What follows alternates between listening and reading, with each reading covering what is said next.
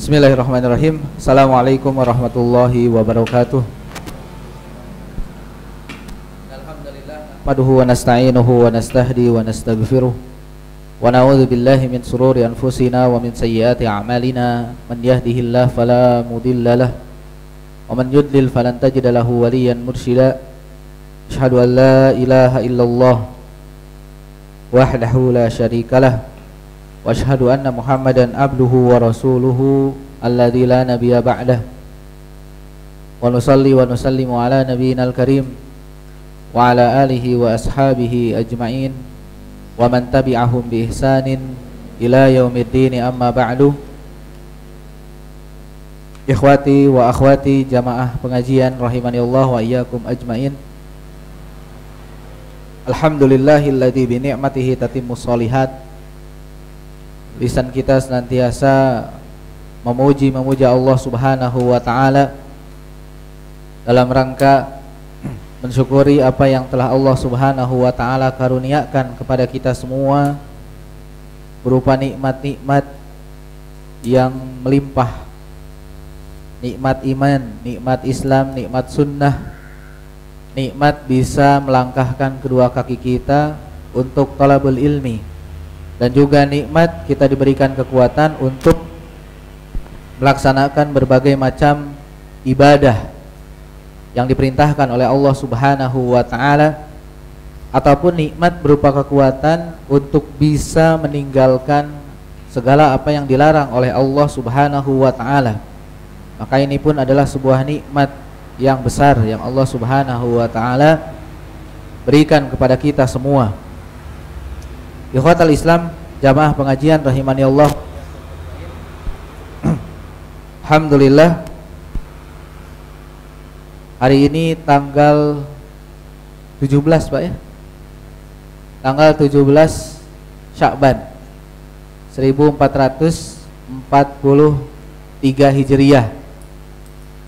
Allah Subhanahu wa ta'ala masih memberikan kita nikmat, masih bernafas, masih sehat walafiat, dan sebentar lagi sekitar kurang dari 12 hari mungkin ya, 12 hari atau 13 hari lagi kita akan menyambut tamu yang mulia masuk ke dalam salah satu bulan yang dimuliakan oleh Allah Subhanahu wa ta'ala, yaitu bulan Ramadan. Dan kita bisa bertemu dengan bulan Ramadan, bisa beribadah di bulan Ramadan, bisa memanfaatkan bulan Ramadan, itu adalah sebuah kenikmatan. Kenikmatan yang sangat agung yang wajib bagi kita semua untuk mensyukurinya. Untuk mensyukurinya, karena betapa banyak ya saudara-saudara kita yang tahun kemarin bersama kita melaksanakan Ramadan, puasa di bulan Ramadan, beribadah di bulan Ramadan, dan hari ini mereka sudah berada di antara dua himpitan tanah, sudah meninggalkan kita semua, sudah berada di alam barzah, dan kita diberikan kesempatan oleh Allah Subhanahu wa ta'ala untuk menyambut kembali bulan Ramadan. Maka ini merupakan sebuah kenikmatan yang wajib bagi kita untuk mensyukurinya. Ya, mudah-mudahan 12 hari ini Allah Subhanahu wa ta'ala berikan kita kesehatan, kemudian kekuatan, dan setelah kita sampai pada bulan Ramadan, kita juga diberikan kekuatan untuk memanfaatkannya dengan sebaik-baiknya, sehingga tatkala kita keluar dari bulan Ramadan, kita benar-benar menjadi orang-orang yang diampuni dosanya oleh Allah Subhanahu wa ta'ala, orang-orang yang istiqomah melaksanakan ibadah yang telah kita laksanakan di bulan Ramadan. Ikhwatal Islam, jamaah pengajian rahimani Allah wa iyyakum ajmain. Kita lanjutkan pembahasan kita, pelajaran kita, bacakan salah satu karya ulama besar Al-Imam Muhammad Ibni Abdul Wahhab At-Tamimi rahimahullahu ta'ala dengan kitabnya, yaitu Kitabut Tauhid alladzi huwa haqqullah 'alal abid. Dan kita telah sampai pada bab yang keberapa ini? Ke-6 ya. Bab minasyirki lubsul halaqati wal khayti wa nahwihima li raf'il bala au daf'ihi. Bab termasuk ke dalam kesyirikan adalah memakai halaqah. Halaqah itu sejenis kalung, wal khayt ataupun sejenis apa namanya? Tali. Khayt itu kainnya. Gimana? Kain yang di ya. Sejenis tali ya, sejenis tali khayt dari benang yang biasanya digunakan untuk gelang, kalung, gelang ataupun yang sejenisnya dengan tujuan mengangkat balai, mengangkat bala. Bala sebenarnya sudah menjadi bahasa kita ya. Bala, bahasa Sunda mah biasanya balai nya banyak. Duka Sumedang sami balai. Pemilih Cilemu balai. Pemilih musibah wah aya balai. Awas kena balai. Balai teh musibah. Jenis musibah. Audam'ihi ataupun menolaknya. Mengangkat balai ataupun menolak bala. Menolak bala. Ya, penulis rahimahullahu taala beliau membawakan bab ini setelah beliau menyebutkan muqaddimah tentang pengertian tauhid, keutamaan tauhid, bahaya syirik, keutamaan orang yang melaksanakan tauhid, bahayanya orang yang melakukan syirik. Maka setelah itu beliau baru menyebutkan jenis-jenis kesyirikan, bentuk-bentuk kesyirikan yang terjadi ketika itu dan yang relevan mungkinlah dengan apa? Dengan kejadian-kejadian yang terjadi di zaman Rasulullah SAW. Mu'allif sebelum bab ini beliau memulai dengan muqaddimah, dan bab ini, bab yang akan kita bacakan ini adalah bab pertama. Beliau menyebutkan tentang rincian kesyirikan, rincian atau bentuk-bentuk kesyirikan yang terjadi. Bisa jadi terjadi di zaman beliau yang relevan, itu ada dalil-dalilnya, ada kejadian-kejadiannya sama persis dengan apa yang terjadi di zaman Rasulullah SAW. Jadi beberapa penyimpangan-penyimpangan yang terjadi dan itu ada larangannya atau pernah terjadi di zaman Rasulullah SAW. Dan beliau memulai dengan bab minasyirki lubsul halaqati wal khayti wa nahwihima li raf'il bala'i aw daf'ihi. Bab termasuk ke dalam kesyirikan. Termasuk ke dalam kesyirikan memakai gelang, memakai kalung, memakai gelang ataupun yang sejenis dengan keduanya.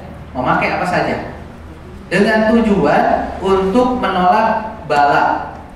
Menolak bala, mengangkat bala ya, dengan tujuan mengangkat bala ataupun menolak bala. Bedanya apa Pak? Mengangkat bala dan menolak bala.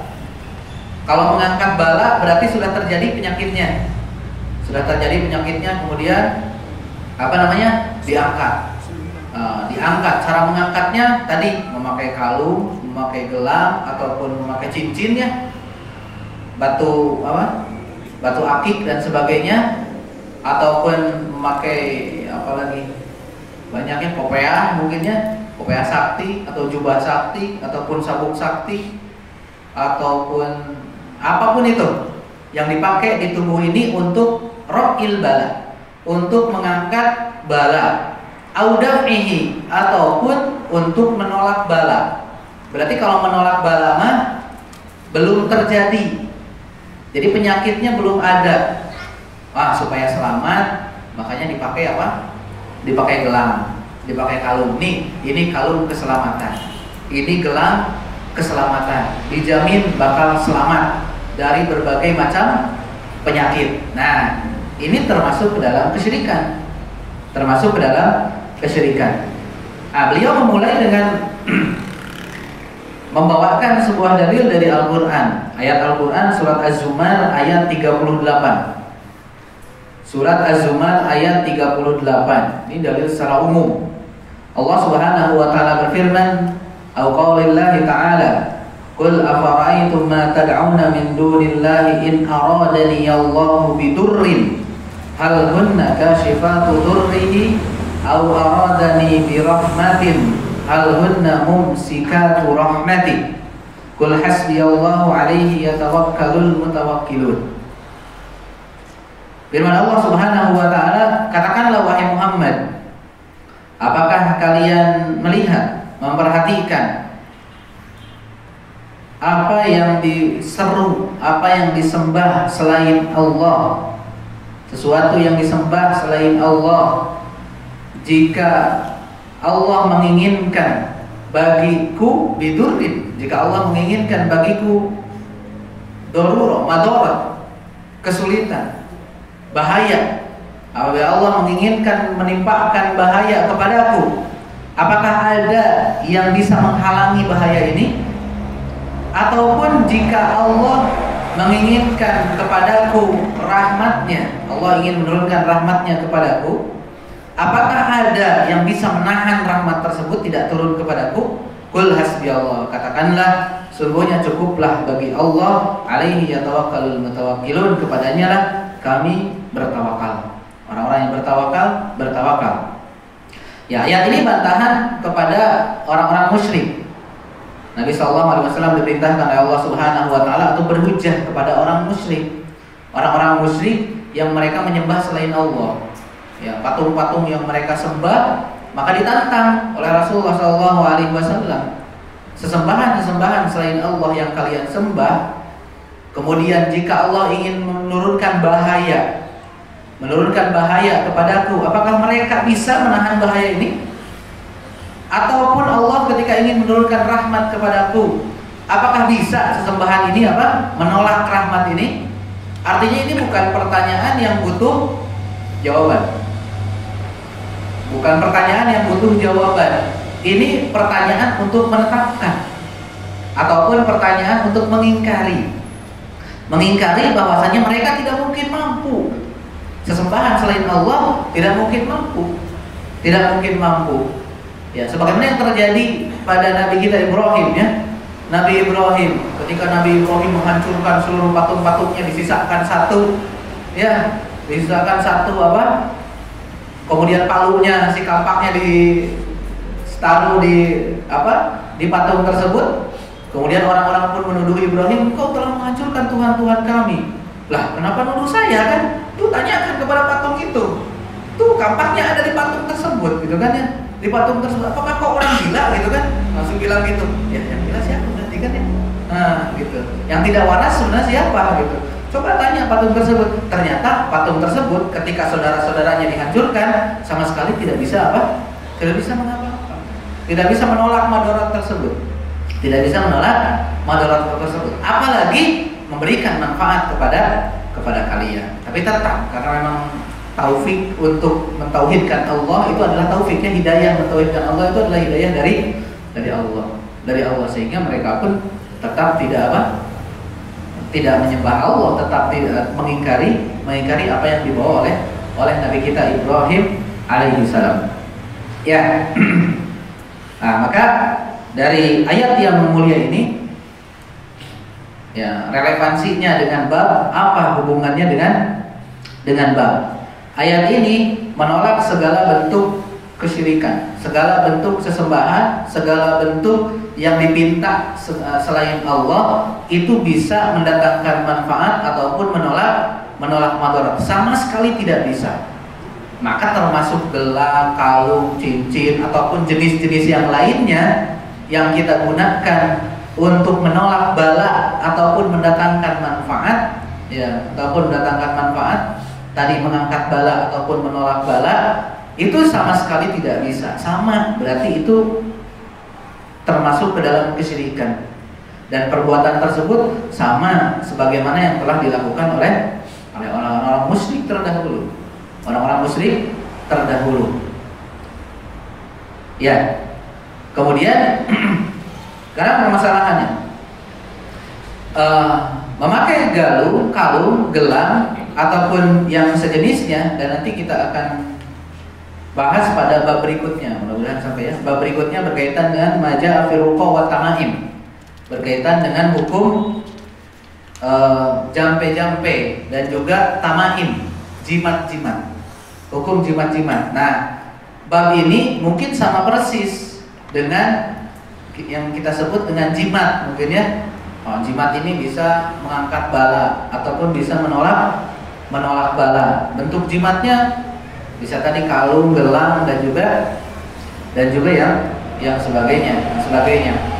Maka seorang muslim yang menggunakan benda-benda tersebut untuk menolak bala ataupun mengangkat bala, maka yang pasti dia terjerumus ke dalam kesyirikan. Dan bisa jadi dia bahkan terjerumus ke dalam syirkul akbar. Jadi ada dua kemungkinan, orang yang menggunakan gelang, kalung ataupun jimat-jimat yang lainnya untuk menolak bala, ada dua kemungkinan, dia bisa terjatuh ke dalam syirik kecil ataupun bahkan bisa terjatuh ke dalam syirik besar. Minimalnya terjatuh ke dalam syirik kecil, dan minimal terjatuh ke dalam syirik kecil itu maksimal dosa. Ya kan? Maksimal dosa yang paling tinggi itu adalah kesyirikan. Tenan naon lah syirik kecil ieu. Syirik kecil saletik-letikna syirik gitunya, itu dosa yang paling besar. Tidak akan diampuni dosanya oleh Allah. Maka jangan dilihat dari kecilnya, jangan dilihat dari kecilnya. Dan syirik kecil ieu asal ulah syirik besar. Bahaya itu kalau ada pemikiran seperti itu. Bisa terjatuh ke dalam syirik besar apabila si pelakunya berkeyakinan bahwasanya benda tersebut bisa mendatangkan manfaat dan juga madarat dengan sendirinya. Apabila si pelakunya dia berkeyakinan bahwasanya benda tersebut, gelang tersebut, kalung tersebut itu bisa mendatangkan manfaat dan juga madarat dengan sendirinya. Oh, ini mah bukan bantuan dari Tuhan. Ini mah jelas.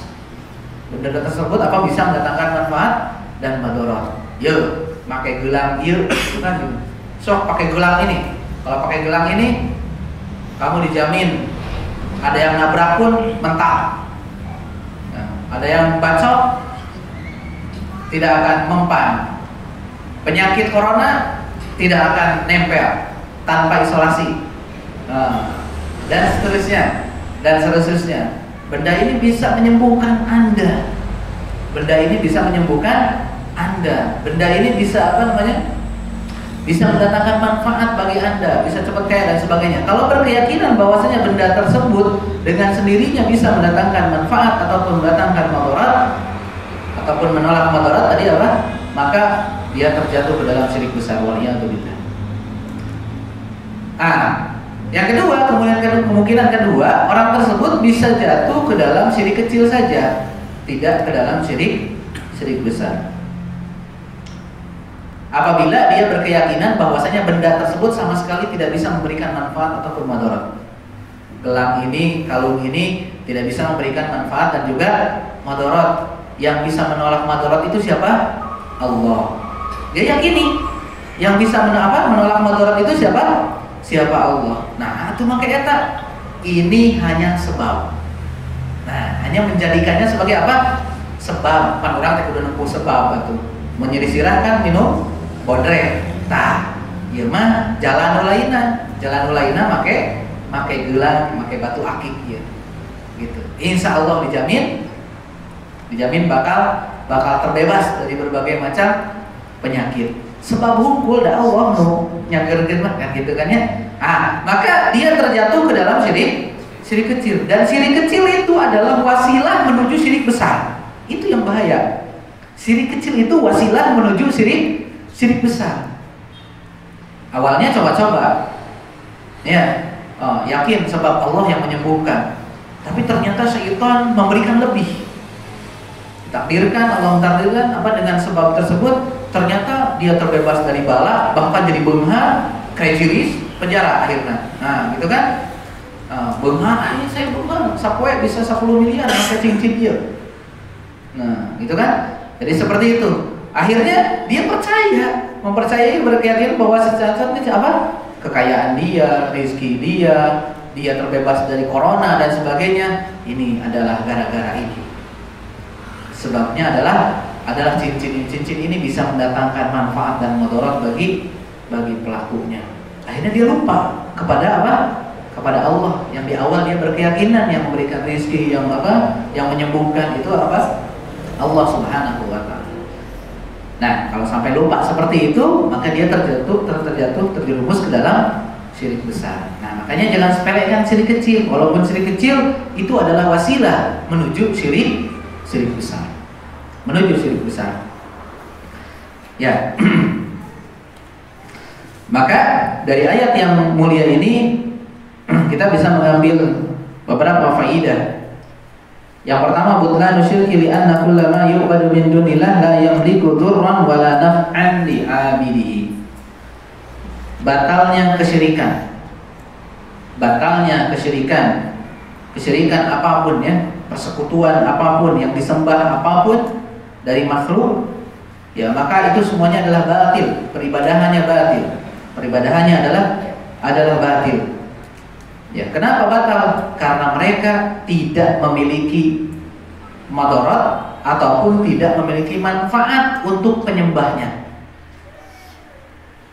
Jadi ini syarat nih. Kemarin kita sudah menyebutkan syarat menjadi sesembahan, syarat menjadi yang disembah ataupun syarat menjadi Tuhan ya. Itu harus bisa menurunkan madarat dan menurunkan manfaat bagi yang disembahnya. Ya, manfaatnya bisa manfaat berupa kemaslahatan ataupun berupa bisa menolak madarat ya. Bisa menolak madarat yang terjadi kepada yang menyembahnya. Dan sudah terbukti apapun yang disembah selain Allah itu tidak bisa memberikan manfaat ataupun madarat. Ataupun bahkan tadi ya cincin, gelang dan sebagainya itu hanya sekedar kila wa qala. Ecek ya, cek bahasa urang gitu. Ya, cek batur mah ieu teh matak anu. Cuma hanya sekedar ecek gitu. Bukan keyakinan bisa mendatangkan manfaat, bisa mendatangkan madarat. Ya, sama sekali tidak mutlak seperti itu. Yang bisa menurunkan manfaat, yang bisa menurunkan madarat mutlak adalah siapa? Allah Subhanahu wa taala, sebagaimana Allah sebutkan dalam ayat ini. Kemudian yang kedua, faedah yang kedua, at-tahdhir min lubsil halqa wal khayt wa ghairiha li jalbin nafi aw daf'i ad-darri li'annahu syirkun min jinsi ma yuradu min al-asnam. Nah, peringatan bagi orang yang memakai gelang, kalung ataupun yang sejenisnya dengan tujuan untuk mendatangkan manfaat ataupun menolak madarat, karena itu termasuk ke dalam kesyirikan, ke dalam jenis kesyirikan. Ya, ke dalam jenis kesyirikan yang sama jenisnya seperti yang disembah oleh orang-orang musyrik dalam ayat ini. Ya, orang-orang musyrik menyembah patung kan banyak. Di mana? Di Masjidil Haram ketika itu. Mereka menyembah patungnya, bahkan banyak patungnya. Ada berapa? 360 patung. Di mana? Di Masjidil Haram. Di Masjidil Haram. Coba kalau ditanya mereka bisa mendatangkan manfaat, bisa mendatangkan madarat? Sama sekali tidak bisa. Sama sekali tidak bisa. Sama apa yang dipakai oleh sebagian kaum muslimin berupa gelang, kalung dan sebagainya, itu pun sama, tidak bisa mendatangkan manfaat, juga tidak bisa mendatangkan madarat. Berarti sama. Ya. Sama bentuk kesyirikannya sama seperti yang dilakukan oleh orang-orang musyrik, para penyembah berhala. Kemudian yang ketiga, faedah yang bagus ini disampaikan oleh Syekh Al-Fauzan hafizahullah taala. Masyru'iyatu munadharatil musyrikin li ibtali syirki. Disyariatkan untuk mendebat orang-orang musyrik billati hiya ahsan, tentunya dengan cara yang baik, dengan mura'atul hal, dengan menjaga kondisi, situasi dan kondisinya. ketika akan menyampaikan. Ya, disyariatkan untuk munadharatul musyrikin, untuk mendebat, membantah orang-orang musyrik li'ibtali syirki, tentang batalnya kesyirikan mereka, batilnya kesyirikan mereka. Ya, ini harus kita bantah sebagaimana Rasulullah diperintahkan oleh Allah, "Qul," katakan wahai Muhammad. Katakan wahai Muhammad, apakah kesembahan kalian bisa mendatangkan manfaat, bisa mendatangkan madarat? Tidak bisa. Bisa menolak manfaat, bisa menolak madarat. Ini salah satu hujah. Salah satu hujah bantahan untuk orang-orang musyrik, untuk orang-orang musyrik. Ya, kemudian di antara faidah yang lainnya, faidah yang keempat, beliau menyebutkan wujubul i'timad 'alallahi wahdah. Wajibnya kita bersandar hanya kepada Allah saja dan menyerahkan segala perkara hanya kepada Allah saja. Bersandarnya kita hanya kepada Allah saja. Kesehatan diberikan oleh Allah, manfaat yang memberikannya oleh Allah, madarat pun yang menurunkan adalah Allah. Kita bersandar kepada Allah, kita serahkan segala urusannya kepada Allah Subhanahu wa taala dan selalu minta kebaikan dari Allah Subhanahu wa taala. Ya, ini dalil yang pertama. Dalil yang pertama yaitu sebuah ayat surat Az-Zumar ayat 38. Kemudian dalil yang kedua. Dalil yang kedua adalah sebuah hadis dari sahabat yang mulia Imran ibnu Husain radhiyallahu taala anhu. Imran ibnu Husain Al-Khazai, seorang sahabat Nabi Shallallahu Alaihi Wasallam, anaknya sahabat Imran bin Husain ibni Abid ibni Khalaf Al-Khazai, meninggal tahun 52 Hijriah. Beliau mengatakan anna Rasulullah Shallallahu Alaihi Wasallam ra'a rajulan fi yadihi halqatun min sufrin. Rasulullah Shallallahu Alaihi Wasallam suatu ketika melihat ada seorang laki-laki, di tangannya ada gelang. Di tangannya ada gelang dari kuningan. Ya, gelang dari bahan kuningan.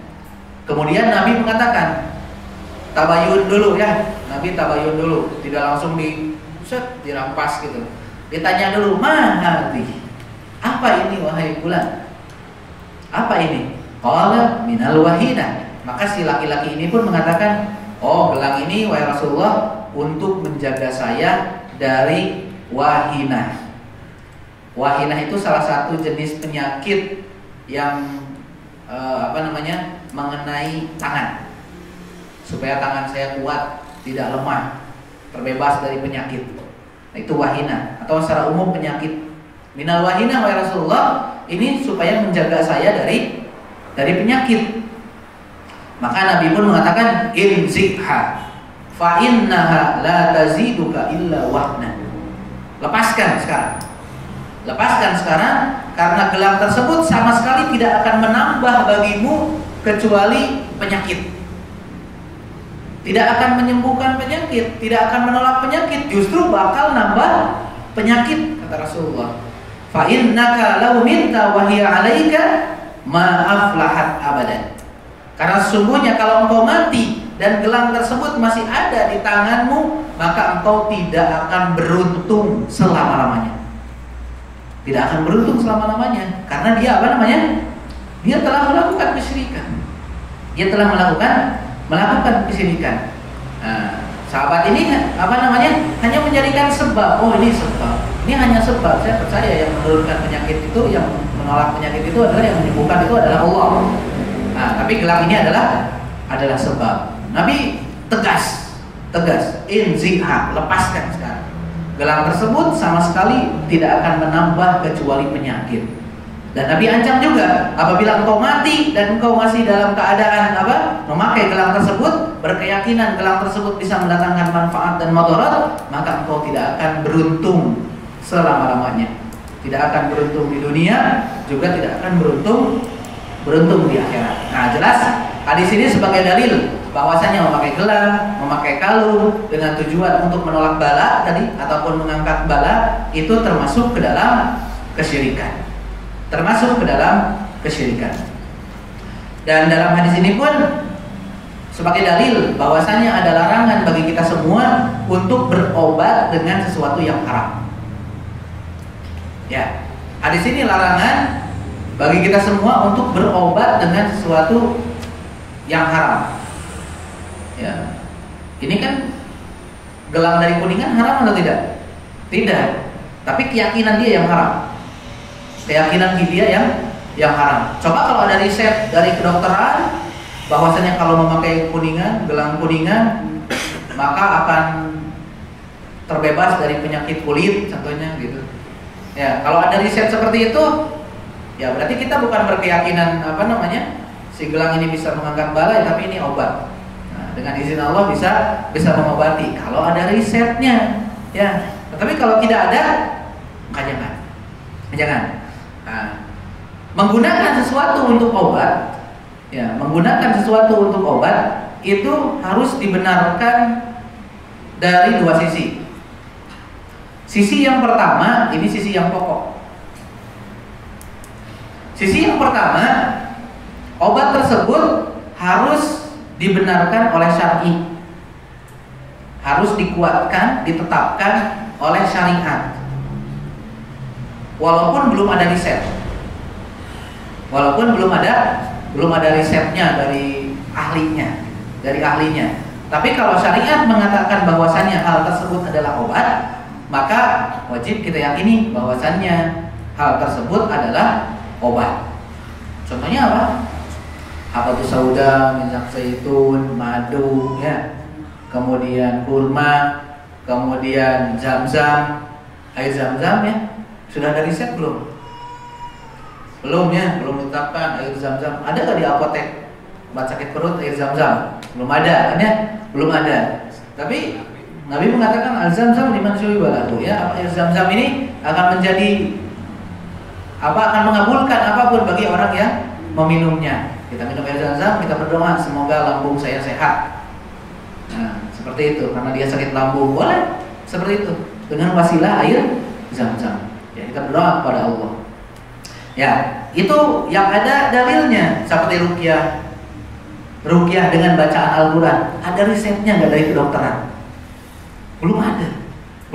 Kalau sakit itu pegang yang sakitnya, kemudian baca surat Al-Fatihah, baca doa-doa dari Rasulullah, kan ada Bismillah, a'udzu bi'izatillah qudratihi min syarri ma ajidu hadir, dibaca 7 kali.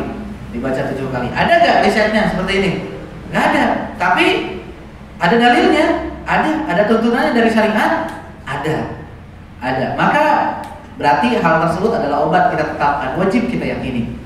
Wajib kita yakini. Ada sebagian orang mungkin yang habatus sauda kan belum ada ininya, ya. Itu belum ada risetnya segala rupanya. Ya, ini obat bukan gitu. Saya kurang yakin ini obat. Kalau dia tidak yakin dengan apa yang disabdakan oleh Rasulullah SAW, ini bahaya. Bisa mengingkari apa? Mengingkari apa yang diturunkan kepada Rasulullah SAW. Tapi kalau dia memilih obat yang lainnya, itu tidak mengapa. Oh, habatus sauda menyembuhkan, ya betul menyembuhkan. Tapi saya mah cocoknya dengan oskadon.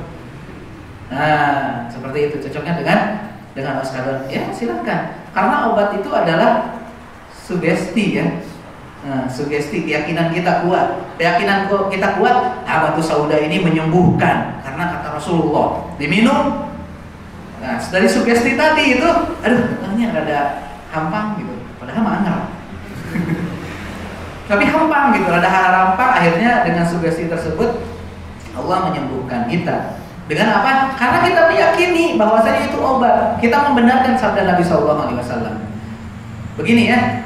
Kita meminum obat yang ada syariatnya, ya, yang disebutkan oleh Nabi SAW. Contohnya habatus sauda. Ditakdirkan Allah belum menyembuhkan kita mendapatkan pahala. Kenapa? Yang pertama, kita meyakini sabda Nabi SAW. Jelas. Yang kedua, berpahala karena mengikuti tuntunan Nabi SAW. Yang ketiga, berobat sesuai dengan tuntunan Nabi SAW. Berpahala, ya. Berpahala. berpahala. Tapi coba sesuatu berobat dengan sesuatu yang memang tidak disebutkan oleh syariat kita. Minum oskadon, ada nggak dalilnya? Minum oskadon ya, ada mereknya ya. Minum ya seperti itulah, paracetamol dan sebagainya. Ya, itu berpahala nggak kita minumnya? Nggak berpahala setelah sendirinya. Ya, kalau minum obat sauda kita meyakini itu sabda Nabi Sallallahu Alaihi Wasallam, mengikuti Nabi Sallallahu Alaihi Wasallam berpahala. Mendatangkan apa? Mendatangkan pahala. Ya, tapi kalau mau minum kayak atau berobat dengan sesuatu yang memang tidak disyariatkan, oh kalau rahut, taplokan, jemput bau, nyeri cangkeng, apa, mulut, jewer kotok dan sebagainya, gitu kan ya? Ada kan ya? Kumis ucing dan sebagainya. Nah itu kan tidak ada gitu, tidak ada syariatnya, hanya dari apa? Dari riset saja, dari penelitian saja. Ya, maka kalau ditakdirkan kita tidak sembuh, kita tidak mendapatkan apa-apa. Ya, tapi kalau minum habatus sauda, minum madu, ya dan sebagainya, itu jelas ada tuntunannya dari Allah dan Rasulnya. Maka kita berpahala. Maka ini yang pertama.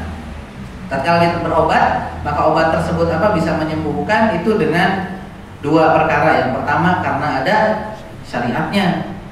Maka ini walaupun tidak ada risetnya wajib kita yakini. Wajib kita yakini, oh ini obat. Ini obat yang diberikan oleh Allah, yang diturunkan oleh Allah dan Rasulnya. Ya. Kemudian yang kedua, obat yang tidak ada disebutkan langsung oleh apa? Oleh syariat. Ya, obat-obat yang tidak langsung disebutkan oleh syariat, maka ini harus ada hasil penelitian dari para ahlinya.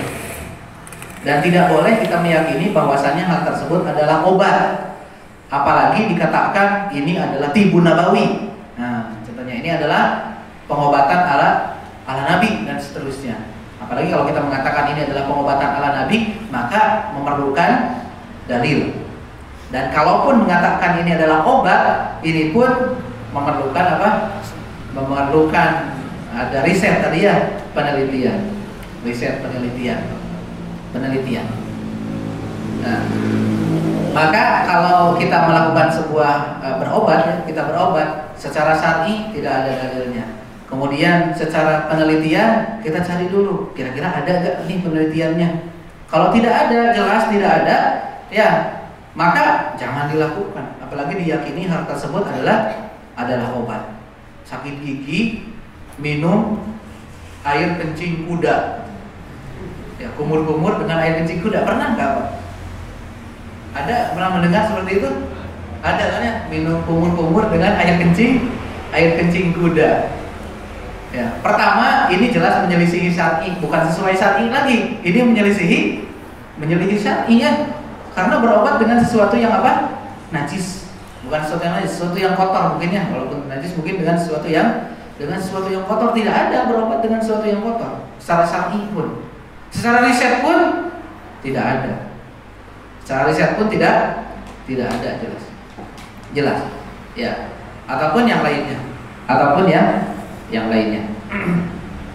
Ya, ini harus dengan dua perkara ini. Dibuktikannya dengan dua perkara ini. Suatu tersebut bisa menjadi obat harus dengan dua perkara ini. Ini secara syar'i, secara syariat ada enggak dalilnya? Kalau tidak secara syariat, maka harus ditinjau secara medis tadi ya. Secara medis penelitiannya ada enggak? Penelitiannya ada atau enggak? Sebenarnya ada yang belum menjadi penelitian ahli, tapi sudah menjadi kebiasaan dan itu sesuatu yang mubah, dibolehkan. Maka boleh asalkan tidak membahayakan. Contoh, kalau rahut, pucuk daun sampe atau jemput bau, kaploken gitunya. Secara turun menurun dari dulu mungkin ada, tapi secara riset medisnya ada enggak? Enggak ada. Tapi itu boleh enggak? Boleh. Menyelisih syar'i atau tidak? Tidak. Maka tidak mengapa kalau seperti itu. Ya. Yang penting tidak menyelisihi syar'i. Menyelisih syar'i. Ya. Atau yang sejenisnya dari itu. Ya, ini apa namanya? Ini faidah yang kedua, yaitu apa? Di dalam hadis ini terdapat larangan berobat dengan sesuatu yang haram. sesuatu yang haram. Jadi Allah tidak menurunkan obat dengan sesuatu yang haram ataupun sesuatu yang kotor ataupun sesuatu yang kotor. Kemudian beliau menyebutkan juga yang ketiga, salah satu faidah yang bisa kita ambil dari hadis yang mulia ini adalah inkarul munkar wa ta'limul jahil. Wajibnya kita mengingkari kemungkaran semampu kita. Mengingkari kemungkaran semampu kita wa ta'limul jahil, dan mengajari orang bodoh, memberitahu kepada orang bodoh, orang yang tidak tahu. Ya, mengajari orang yang tidak tahu, ingkari kemungkarannya, kemudian kasih tahu. Ini gak boleh, yang seperti ini tuh syirik, silahkan tinggalkan. Adapun apa dia menerima ataupun tidak menerima, itu apa namanya, taufik dari Allah Subhanahu Wa Taala. Yang penting kita sudah menyampaikan. Yang penting kita sudah menyampaikan. Kemudian yang antara faidah juga yang keempat, beliau mengatakan dararus syirki fi dunya wal akhirah. Bahayanya kesyirikan di dunia dan juga di akhirat. Nabi mengatakan maaf lahat abadan. Kalau engkau mati dan engkau masih menggunakan gelang ini, maka engkau tidak akan beruntung selama-lamanya. Di dunia tadi tidak akan beruntung karena itu hanya menambah penyakit. Di akhirat pun dia tidak akan beruntung, rugi. Ya, sangat rugi. Ya, kemudian faidah berikutnya beliau mengatakan an-nasyirkal asghar akbarul kabair. Nah ini, tadi kita katakan apa yang dilakukan oleh sahabat tadi mungkin terjatuh ke dalam syirik kecil. Terjatuhnya ke dalam syirik kecil. Tapi syirik kecil adalah sebesar-besarnya dosa besar. Bapaknya dosa besar adalah syirik kecil. Ya, syirik kecil itu ada dosa besar yang paling besar. Maka tetap bahaya, tidak boleh diremehkan. Kesyirikan itu tidak boleh diremehkan walaupun sedikit. Karena tadi sudah kita katakan kesyirikan itu adalah wasilah menuju syirik besar.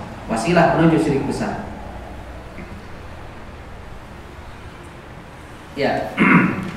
Kemudian faedah yang terakhir beliau mengatakan wajibnya kita tegas untuk mengingkari kesyirikan. Wajibnya kita tegas mengingkari kesyirikan disesuaikan dengan keadaan mad'u, ya, disesuaikan dengan keadaan orang yang akan kita ingkari. Tujuannya apa? Li ajli tanfir minhu, supaya orang tersebut langsung terlepas dari kesyirikan.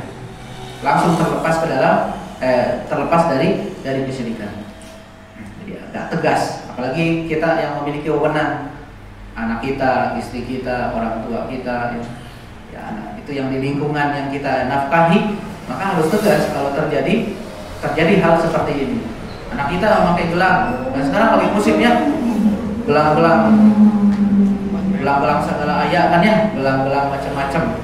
Kita tanya apa itu, gitu kan? Tanya dulu apa ini dek, gitu ya. Oh ini supaya hiasan. Oh laki-laki gak boleh berhias menggunakan gelang. Beda lagi kan pengingkarannya, gitu kan? Apa gelang ini? Wih, gelang ini pembawa berkah.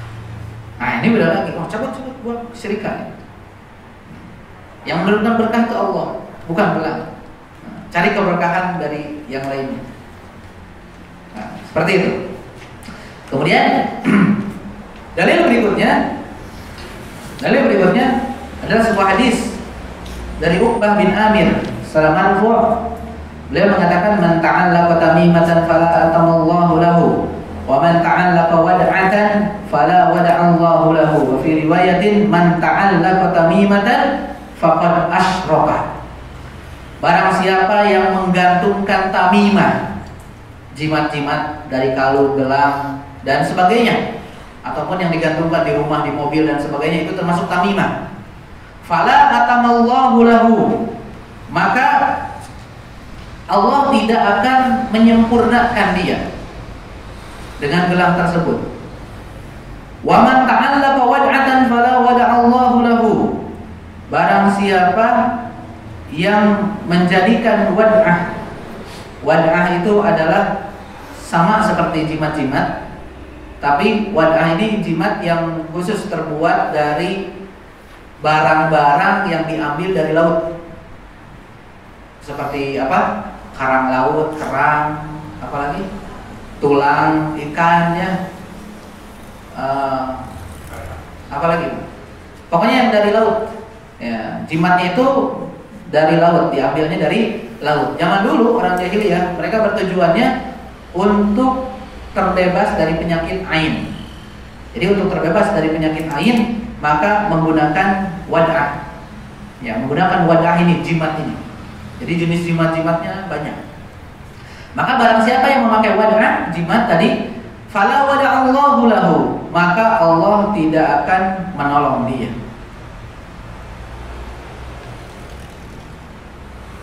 Allah tidak akan memberikan ketenangan kepada dia. Ya. Kemudian dalam sebuah riwayat, man ta'allaqa tamimatan faqad asyraka. Barang siapa yang menggantungkan jimat-jimat, maka dia telah berbuat kesyirikan. Ya jelas hadis ini sebagai dalil bahwasannya menggantungkan jimat-jimat, baik bentuknya tadi wadah ataupun kalung, gelang dan sebagainya, itu termasuk ke dalam kesyirikan. Itu termasuk ke dalam kesyirikan. Termasuk mungkin jimat-jimat yang ditempel di rumah, di mobil, di kendaraan, ataupun di tempat-tempat yang lainnya. Maka bukan berarti dia kan tujuannya untuk menyempurnakan hidupnya yang kurang, karena merasa ada yang terganggu ataupun takut ada yang terganggu supaya sempurna, maka menggunakan jimat tersebut. Maka sebaliknya justru Allah tidak akan sempurnakan hidupnya. Allah berikan kekurangan. Allah akan turunkan kekurangan dari segala urusannya. Ketika dia berniat dari menggantungkan jimat tersebut supaya urusannya sempurna, maka sebaliknya Allah tidak akan sempurnakan urusannya. Dan begitu pun tadi orang yang memakai wadah. Orang memakai wadah itu artinya menitipkan segala urusannya kepada jimat tersebut. Justru sebaliknya, Allah tidak akan menyelamatkan dia. Allah tidak akan, artinya karena dia menitipkan suatu bukan kepada Allah, maka Allah tidak akan lindungi dia. Allah tidak akan berikan ketenangan kepada dia. Ya. Maka bentuk apapun dari jenis jimat, maka itu termasuk ke dalam kesyirikan. Karena apa? Karena orang yang menggantungkan jimat berarti dia menggantungkan sesuatu kepada selain Allah, bersandar kepada selain Allah, bersandar kepada selain Allah. Maka ini bahaya dan tadi bisa terjerumus ke dalam syirkul akbar, syirik besar. Waliyadzubillah. Ya, kemudian dalil yang terakhir yang dibawakan oleh penulis di dalam bab ini adalah sebuah hadis dari sebuah asar, ya. Ini lebih tepatnya sebuah asar, sebuah riwayat dari orang-orang soleh terdahulu, yaitu diriwayatkan oleh Ibnu Abi Hatim dari Hudzaifah Ibnul Yaman. Hudzaifah Ibnul Yaman. Jadi Ibnu Abi Hatim ini adalah seorang tabi'in, seorang muhaddis, ahlu hadis. Ya, beliau berjumpa dengan sahabat, berjumpa dengan Hudzaifah Ibnul Yaman. Ya, berjumpa dengan Hudzaifah Ibnul Yaman. Kemudian dia mengatakan annahu ra'a rajulan fi yadihi khaytun. Hudzaifah pernah melihat ada seorang laki-laki di tangannya memakai gelang. Di tangannya memakai gelang dan ditanya tujuannya untuk apa gelang tersebut? Tujuannya untuk mengobati penyakit demam. Jadi untuk memakai apa? Mengobati penyakit demam, maka beliau memakai gelang. Maka Hudzaifah pun faqata'ahu. Hudzaifah pun memotong gelang tersebut dan membacakan sebuah ayat, yaitu surat Yusuf ayat 106. Wa ma yu'minu aktsaruhum billahi illa wa hum musyrikun. Dan betapa banyak atau kebanyakan dari mereka orang-orang musyrik itu beriman kepada Allah. Mereka beriman kepada Allah, akan tetapi mereka terjatuh ke dalam kesyirikan. Ya, orang-orang ini, ayat ini ditujukan kepada orang-orang musyrik terdahulu. Orang-orang musyrik dikatakan dalam ayat ini mereka beriman kepada Allah. Wa ma yu'minu aktsaruhum billah. Tidaklah mereka beriman, kebanyakan mereka beriman kepada Allah kecuali mereka termasuk orang syirik. Bagaimana ceritanya orang beriman kepada Allah tapi terjatuh ke dalam ke dalam kesyirikan. Maka disebutkan oleh para ulama, orang-orang musyrik terdahulu mereka beriman bahwasanya Allah itu ada. Mereka beriman bahwasanya yang menurunkan rezeki itu siapa?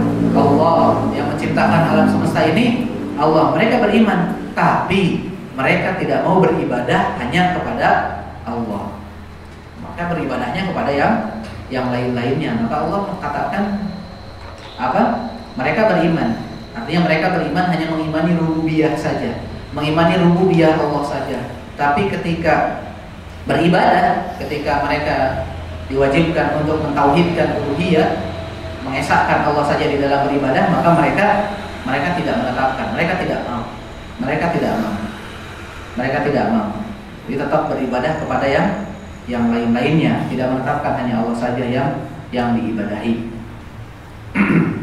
Ya, ini jelas pengingkaran sahabat Nabi SAW, Hudzaifah bin Yaman, ketika punya kekuatan.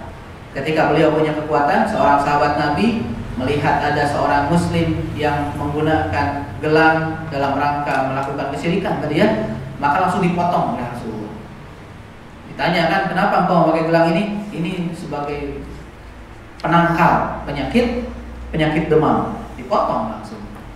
Nah, karena apa? Ini bisa terjatuh ke dalam kesyirikan. Jadi langsung tegas ketika itu pula diingkari. Ya, maka dikatakan oleh para ulama, hadis ini pun, asar ini pun sebagai dalil wajibnya kita izalatul munkar, menghilangkan kemungkaran. Wajibnya kita menghilangkan kemungkaran sesuai dengan kemampuan kita. Ala qadrina, ala kadarna bahasa kita ya. Ala kadarna itu bahasa Arab itu. Ala kadarna bahasa Arabnya ala qadrina, sesuai kemampuan kita.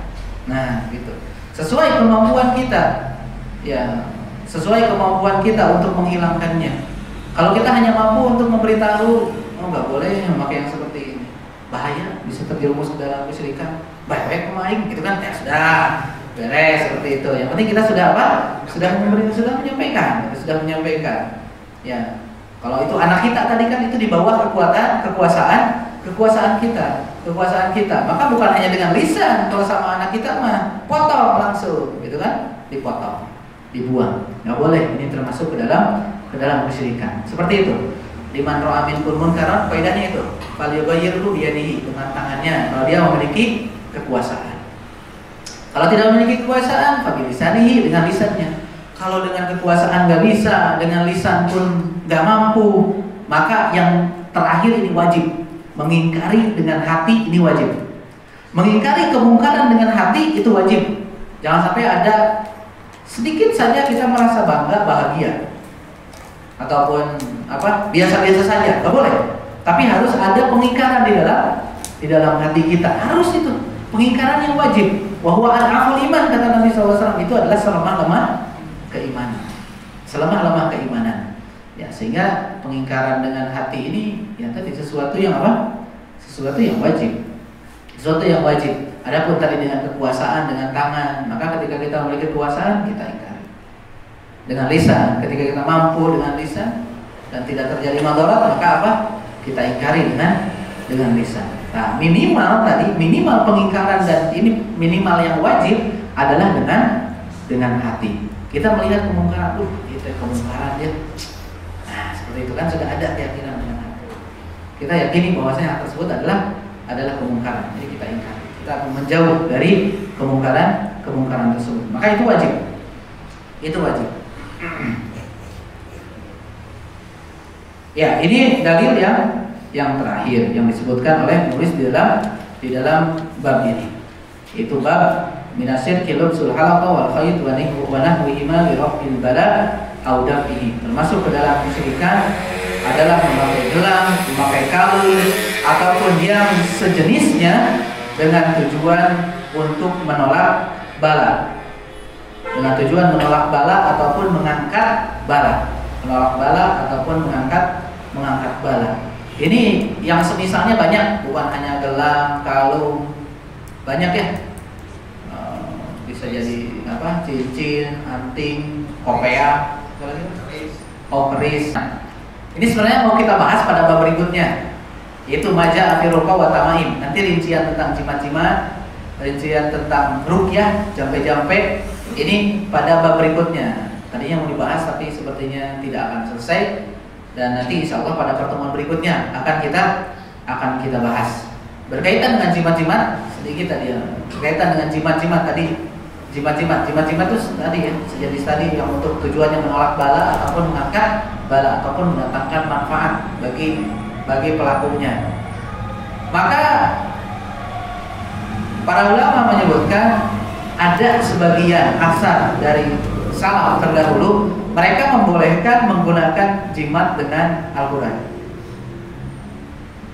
Jimat dengan Al-Quran, jadi untuk menolak bala. Nah, kita di nokopiahna sok diselipkan ya Al-Quran gitu, surat Yasin, surat Anas, Al-Falaq dan sebagainya.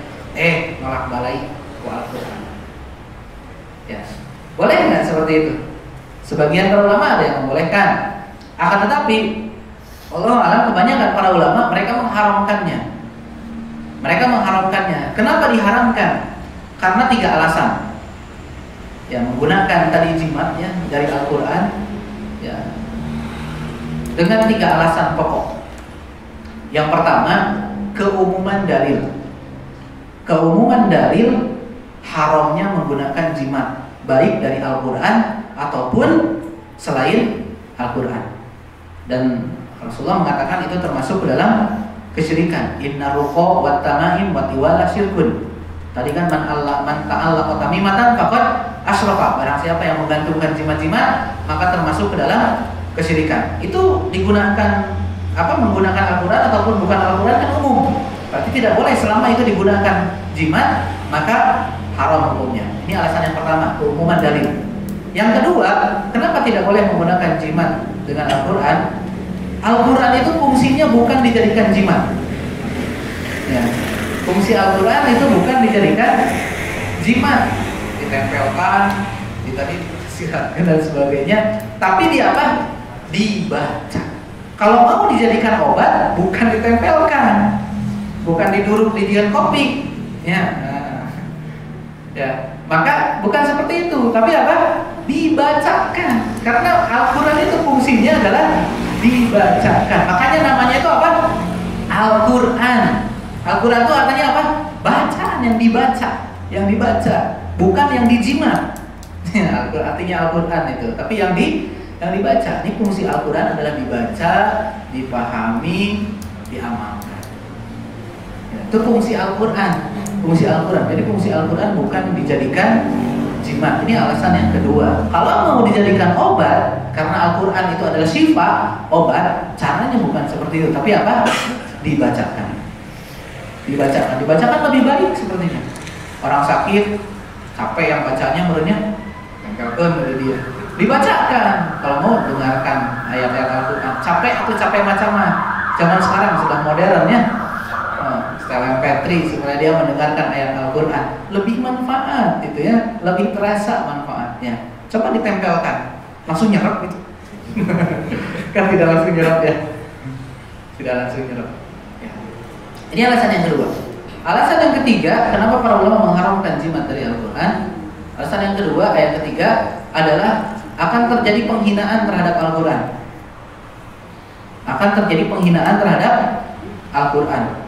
Nanti kalau ada jimat dari Al-Quran, masukin dompet, dibawa ke WC, diduduki di kemana-mana kan ya. Dan dengan dijadikan jimat pun itu sudah menghinakan Al-Quran. Hina sekali, Al-Quran kan ya jimat gitu ya. Dibaca dari Al-Quran, dimuliakan, disimpan di atas. Ya, maka kalau menjadikan Al-Quran maka akan menghinakan Al-Quran. Sebenarnya dibolehkan Al-Quran jadi jimat. Nanti ada Al-Quran yang kecil-kecil, karena dulu kan ada kecil tuh, cetakan kecil. Bukan orang dibaca, dari bacaan teka baca. Dalamnya jimat. Unik Al-Quran kecil. Ya, atau dia ngambil Al-Quran dari mana gitu. Oh, ini cetakan tahun seberapa Masehi gitu ya, atau tahun berapa, tahun zaman Utsmani gitu kan, disobekkan sedikit, wah ini sudah dipegang oleh para sahabat Nabi SAW Al-Quran ini. Ya, bukan dibaca, malah dijadikan jimat. Nah, ini berbahaya. Ini Ini berbahaya. Apalagi nanti kalau sudah berkeyakinan bahwasanya kertas tadi bisa mendatangkan manfaat, bisa mendatangkan mudarat, dengan sendirinya bisa terjatuh ke dalam syirik besar. Nah, ini ya berbahaya. Insya Allah nanti kita akan bahas berkaitan dengan ini. Sebenarnya tadi sudah ya pembahasannya. Ya, secara rincinya berkaitan dengan bab ruko wa tamaim pada pertemuan berikutnya insya Allah. Ya, pertemuan berikutnya itu bab maja fi ruko wa tamaim.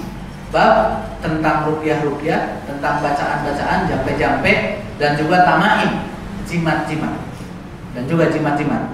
Kalau tadi bab sebelumnya mualif langsung menyebutkan minasyirki, termasuk ke dalam kesyirikan, menggantungkan gelang, kalung, dan sejenisnya untuk menolak bala ataupun mengangkat bala. Maka pada bab berikutnya mualif tidak menyebutkan minasyirki, tapi maja afiruko wa tamaim, bab tentang bacaan-bacaan, jampe-jampe ya, ataupun jimat-jimat. Karena tadi ada sebagian ruqyah yang tidak syirik gitu, yang tidak termasuk syirik. Nah, nanti pembahasan ini akan kita bacakan pada pertemuan berikutnya insyaallah taala. Ya, jika ada pertanyaan kami persilakan.